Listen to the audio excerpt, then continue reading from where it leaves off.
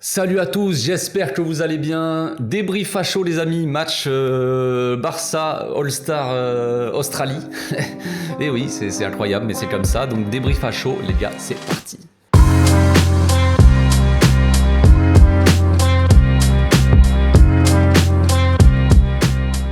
Au passage, n'hésitez pas à vous abonner, liker et commenter. C'est le meilleur moyen de me soutenir et ça fera plaisir à tonton. Le Barça remporte son match amical contre le All-Star australien. 3-2 les amis, on a bien cru qu'on allait perdre ce match, mais non.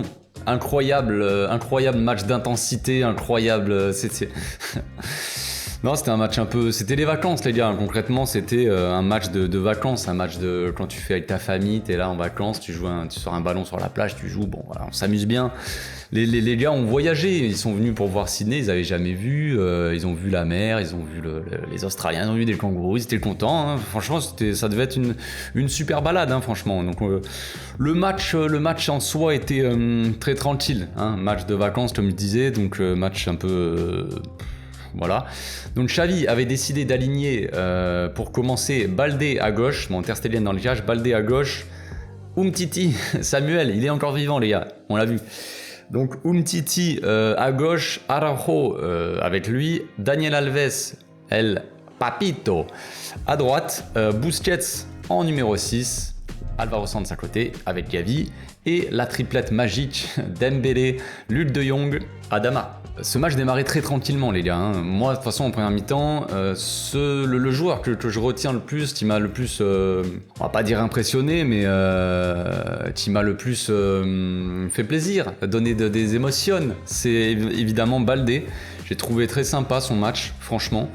Si je dois donner mon avis un peu plus approfondi dessus, je dirais que quand même, de toute façon, il a des grandes qualités physiques, il a une grande vitesse, il a une bonne frappe aussi, on l'a vu, il a fait une frappe cadrée. Les centres peuvent s'améliorer, on va dire, mais ça peut le faire. Il a fait quelques petits centres à terre intéressants, qui auraient pu être intéressants, mais bon, après il est jeune, voilà, il a pas encore le truc, mais ce qui me dérange avec Baldé, c'est évidemment son jeu sans ballon, hein, ses jeux d'appel, tout ça, des fois il colle trop. Je sais plus qui y avait à gauche, c'était Dembélé. Gavi sur la gauche, et Baldé faisait pas l'appel sur son côté, il faisait pas l'appel automatiquement, il attendait un peu le ballon, et le mec lui faisait signe, part, tu vois, et après il partait. Frère, tu devrais savoir ça normalement, c'est ton poste. Fais l'appel, amène ton joueur, même si c'est un appel dans le vent, frère, fais l'appel, demande à Ferran comment on fait des appels, c'est sa spécialité.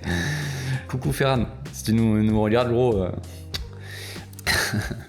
Donc le match a démarré vraiment très tranquillement, comme je le disais, sauvetage de Ter Stegen autour de la 15e minute, mais bon, sauvetage, franchement pas mal, hein. J'ai cru que la balle était sortie direct, mais il la dévie un peu avec sa main, regardez comme je plonge là, hop, il déplie son coude, c'était magique. Donc voilà, après Baldé qui fait des bonnes percées, tout ça autour de la 30e minute, une bonne percée de Baldé qui récupère la balle et tout, genre intéressant, j'ai bien kiffé son match, c'est sa première mi-temps. Et ensuite, autour de la 33e minute, contre-attaque, récupération de Busquets au milieu de terrain, qui lance Gavi, qui lance Dembélé, qui était un peu seul on va dire, qui était bien placé, qui met un peu de temps à frapper, il a hésité, je sais pas trop pourquoi, mais bon enfin, Dembélé a marqué les gars. Et Adama aussi, incroyable. Adama a marqué son premier but, ça fait mal au cœur presque, il avait, je sais pas s'il avait envie de pleurer, moi il me donnait, il y a mon chat qui miaule sur la terrasse, et coucou, ça va. On repart sur le Dembouz, donc il marque, il a mis son but, bon c'est cool, donc ça fait 1-0, je me dis on va dérouler, on va gagner 4-0, 5-0 peut-être, ils vont un peu s'exciter, il va y avoir des actions, il n'y a pas eu grand chose les gars, match un peu chiant, hein, j'ai envie de dire, c'était dommage. Moi j'attendais pas un match incroyable, moi ce que j'attendais pour ce match-là, c'était évidemment de voir Arnaud Tenas, de voir Jandro, de voir Mika Marmol, de voir Aranda, de voir des mecs comme ça. Vous voyez, des mecs qui sont de la baie, qui n'ont pas l'habitude de jouer, voilà. Et je voulais les voir sur le terrain, je voulais les voir à la mi-temps rentrer. Ça n'a pas été le cas. Ça n'a pas été le cas. À la mi-temps, on a vu Arnaud Tenas qui est rentré, enfin, mon gamin, mon Arnaud, qui a remplacé Ter Stegen. Malheureusement, bon, ça s'est pas très bien passé. Je sais pas ce qu'il a fait, je sais pas ce qui s'est passé, si il buvait un coup, il était là avec sa petite gourdinette, son petit short en train de remettre son petit maillot, je sais pas ce qu'il a fait. L'équipe adverse donc fait une vieille passe dégueu qui était beaucoup trop en profondeur. Elle arrive à l'entrée de la surface, le goal ne sort pas. J'attendais Tenas qui sort et qui dégage le ballon, mais qu'est-ce qu'il a fait? Qu'est-ce que t'as fait frérot? J'ai pas compris, ça m'a un peu déçu et j'étais un peu... c'est un peu triste. Voilà, Arnaud Ténas, son premier match, il rentre, voilà, il a envie de montrer ce qu'il vaut et tout ça. Et là, il fait un truc comme ça, une erreur. Bon, après, il a fait quelques parades quand même. À noter, c'est quand même un peu rattrapé. C'était pas une entrée facile pour lui, mais il a fait quelques arrêts intéressants après. Franchement, quelques petits sauvetages sur quelques actions qui sont dignes du grand Barça, les gars. Une défense en carton, mais bon, bref, c'est la vida. Hein. Donc, Umtiti qui a joué une mi-temps aussi, qui aurait dû arrêter là. Je pense qu'il aurait dû arrêter là. J'ai pas compris Xavi, j'ai failli l'appeler. J'ai failli lui mettre des tartes. Je me suis dit, frère, je l'ai appelé à la mi-temps, les gars. Je lui ai dit, frérot, pourquoi tu ne fais pas rentrer Mika ou Jandro, des mecs comme ça? Pourquoi tu laisses Umtiti sur le terrain? Je vais venir, frère. Je vais te tirer les oreilles. Je vais te mettre une fessée cul nu. Fessée déculottée devant toute l'Australie. Je m'en fous. Attention, frérot. Non, mais j'ai pas compris. Moi, franchement, ça m'a mis les nerfs. Ça m'a mis les nerfs. J'ai vu à la mi-temps, il a juste mis Arnaud Ténas. Non, c'est pas possible, frère. Moi, j'attendais Jandro, j'attendais Mika. J'attendais des mecs comme ça beaucoup plus tôt. J'attendais à la 45e. Frère, c'est un match amical, on s'en fout. Fais-toi plaisir. Fais jouer des mecs qu'on n'a pas l'habitude de voir jouer. On m'appelle maintenant. Donc voilà, j'attendais des changements, j'en attendais plus de toute façon de ce match. Moi, comme je l'ai dit, j'attendais pas un gros score, j'attendais pas... on s'en fout. Moi, je voulais voir des joueurs qu'on n'a pas l'habitude de voir jouer, je voulais voir les débuts de Jandro, je voulais voir des trucs. Mais je voulais voir vraiment beaucoup de ça. Je voulais pas juste 5 minutes, frère. Donc ça m'a un peu dégoûté. Donc Umtiti, il aurait dû s'arrêter à la première mi-temps, les gars, parce que il a commencé à faire n'importe quoi. Je me dis, frère, si vous voulez le vendre ou le prêter, c'est pas la bonne solution de le laisser trop longtemps. Ils vont voir qu'il est mauvais, les gars. Faites-le jouer 45 minutes, il fait 45 bonnes minutes, voilà.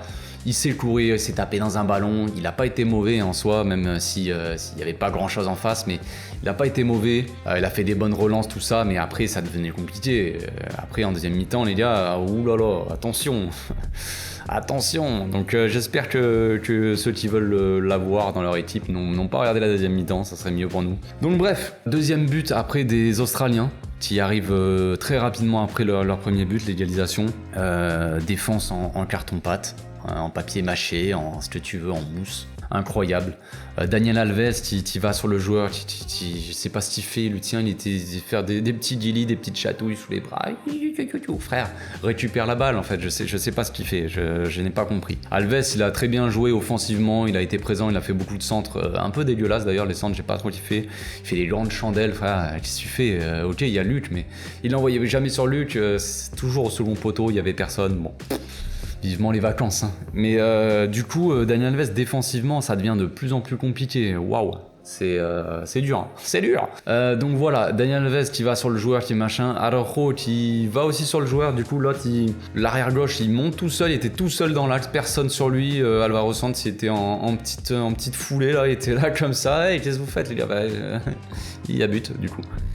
Donc bon, ils se sont pas trop foulés quoi. Et là 2-1, je me suis dit on va quand même pas se faire torcher les gars par eux. Je veux dire, pas pour leur manquer de respect, mais je ne connais pas ces joueurs-là, je ne sais pas qui c'est. On n'est même pas sûr que c'était des joueurs de foot, ça se trouve. J'aurais pu rentrer sur le terrain. Qui va dire lui c'est pas un joueur de foot? On ne sait pas.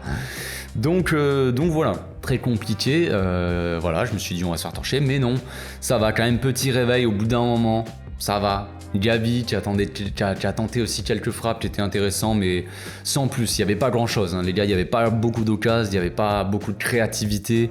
On a très bien vu que Ansu Fati, quand il est rentré, ça a tout changé, on va dire. Arrête de gueuler, toi. On a très bien vu que Ansu Fati, quand il est rentré, ça a changé. Il y avait des petites combinaisons, c'était un peu plus technique. Il y avait des jeux dans les demi-espaces, entre les lignes, là, ça jouait bien, ça jouait beaucoup mieux. Après Jordi Alba aussi qui a remplacé Baldé, je sais plus, je me suis pris les notes là. Toi de la 60e, Alba, Aubameyang et Aranda. Aranda les gars, Aranda, grande rentrée d'Aranda, très bon match. Très bonne rentrée, j'ai bien kiffé, il a apporté plus qu'Alvaro Santos. Alvaro Santos, son match mitigé, franchement j'ai pas trouvé incroyable. Après je sais qu'il y en a certains qui l'aiment bien et tout ça. Je ne sais pas, en soi je suis pas hyper fan d'Alvaro Santos. Voilà, il a fait un match correct, mais sans plus, il a perdu quelques ballons. C'était pas la folie, il a rien apporté en soi, on va dire, offensivement. Et défensivement, pas grand chose non plus, même si de toute façon c'était assez faible en face. Donc voilà, Aranda il est rentré, il a changé pas mal de choses. Il a apporté quelques petits... un peu de technique, un peu de créativité, un peu de dangerosité. Offensivement, c'était cool, intéressant, j'ai bien aimé.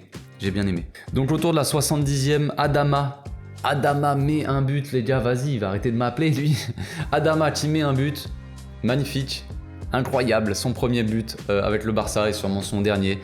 Histoire pas facile, histoire assez triste pour le joueur. Je pense qu'il était content, mais que ça je sais pas, ça l'a rendu triste. Il faisait une tête un peu triste. J'ai failli verser ma larme, mais vous me connaissez, je suis quelqu'un de vachement émotif. Non, c'est pas vrai du tout. Donc ouais, ça m'a fait un peu de peine quand même pour le joueur. Je me suis dit dommage quoi. Dommage qu'il n'ait pas mis un but avant, voilà, enfin dommage qu'il reste pas, qu'il n'ait pas montré plus ou quoi. À voir après, à voir. Mais le Barça ne l'achètera pas s'ils mettront jamais 30 millions sur Adama, ça c'est sûr et certain. Du coup Adama qui marque et après rapidement on voit enfin les gars autour de la 75e la rentrée de Mika Marmol. On l'attendait les gars, on l'attendait, il est enfin rentré. Donc bon, on n'a pas vu grand chose mais bonne rentrée de Mika. Il a fait quelques petites passes longues, un peu de jeu long intéressant, il a été plutôt propre, voilà, mais rien à faire, pas grand chose à faire quoi, en tout cas, voilà. Et donc en dessous, et Frenkie qui ont apporté pas mal. Frenkie par ses projections, comme d'habitude, hein, vers l'avant, puis son assurance aussi, il garde le ballon, tout ça, et en dessous, au niveau technique, c'était très bien. Il a marqué son petit but, le but de la victoire en dessous. Après une belle percée d'Aranda, hein. Une belle percée, il dribble 3 joueurs là, il garde le ballon, il va pour dribbler le dernier et là en dessous il arrive, il lui a un peu volé le but. Peut-être qu'Aranda aurait pu marquer, ça aurait été beau. Mais en dessous voilà, ça faisait trop longtemps qu'il n'avait pas marqué les gars, il jouait, il marquait pas, attends, c'est pas normal. Donc il a claqué son petit but, c'est cool, on est content, voilà, ça va faire plaisir aux joueurs avant de partir en vacances, il a mis son petit but, c'est cool. Et la dernière donc grande nouvelle, Jandro qui est rentré à la 78e pour remplacer Busquets. J'ai bien cru les gars que Busquets allait jouer encore 90 minutes pour un match amical 3 jours après avoir joué 90 minutes contre Villarreal. Je ne sais pas quoi dire les gars, c'est un peu désespérant. Voilà, c'est un peu désespérant. Busquets est fondamental, inquestionnable, on est d'accord, mais au bout d'un moment, frère, quand c'est un match amical comme ça contre des Australiens, c'était pas un match amical contre le Real ou contre Manchester ou ce que tu veux, j'en sais rien, mais contre une grosse équipe, les gars, c'était All-Star Australie, frère, donc... Pourquoi Busquets sort à la 80e quasiment? Pourquoi Jandro joue juste 10 minutes? C'est des trucs que je ne comprends pas. Ça m'a un peu mis les nerfs, ça m'a un peu dégoûté. Franchement, j'aurais préféré voir 45 minutes. Il est rentré, Jandro, il a joué très proprement, il a été bon, il a joué haut. Bon contre-pressing on va dire, il était intéressant comme d'hab en fait, on sait Jandro, enfin pour ceux qui regardent un peu, qui le suivent, on sait que Jandro, on sait ce qu'il peut apporter, on sait qu'il est très bon, on sait que c'est un peu le même style que Busquets, c'est joueur vraiment type Busquets mais un peu plus offensif, qui a une meilleure frappe, tout ça, on aimerait le voir plus souvent, j'espère qu'en pré-saison les gars, parce que ça va être des matchs amicaux encore une fois en pré-saison, j'espère qu'on va voir ces joueurs là jouer plus souvent. Xavi, je m'exprime là, Xavi je te parle frérot. Si tu nous mets encore une fois des Busquets, des Jordi Alba, des joueurs comme ça qui jouent tout le temps, des mecs, tu les mets 80 minutes pendant les matchs amicaux, non, ça va pas le faire. Ça va pas le faire frère, parce que là c'est pas possible. Je veux voir des mecs de la baie, des mecs, tu veux tester des joutes là en pré-saison, des Mika Marmol, des Jandro, des mecs comme ça, c'est cool. C'est très bien de ta part, on est tous contents. Mais s'ils jouent 10 minutes, 15 minutes par-ci par-là, ça ne sert à rien. Moi, je veux les voir au moins 45 minutes. Voilà, c'est tout ce que je demande, frère. C'est tout ce que je demande. Donc, le dernier match de la saison, les gars, on va pouvoir partir en vacances maintenant. Enfin, les joueurs en tout cas. Donc voilà, on se retrouve bientôt pour une nouvelle vidéo. Les gars, je ferai des vidéos bilan de la saison, tout ça, les choses positives qu'on peut retenir, les choses négatives qu'on doit retenir aussi pour pas les reproduire la saison prochaine. On parlera aussi de l'arrivée de Xavi, de ce qu'il a fait de bien, de pas bien. Et est-ce qu'on fera des débuts de Koeman et tout? Je ne sais pas les gars, la vidéo va être très longue. Est-ce que c'est bien de se faire du mal comme ça? Je ne sais pas. Pas pendant les vacances les gars, le temps est là, il fait beau, on va pas non plus se faire trop de mal. Donc voilà, la vidéo est finie, on se laisse là les gars. Passez une très bonne journée. On se retrouve bientôt pour une prochaine vidéo. D'ici là, portez-vous bien. Ciao.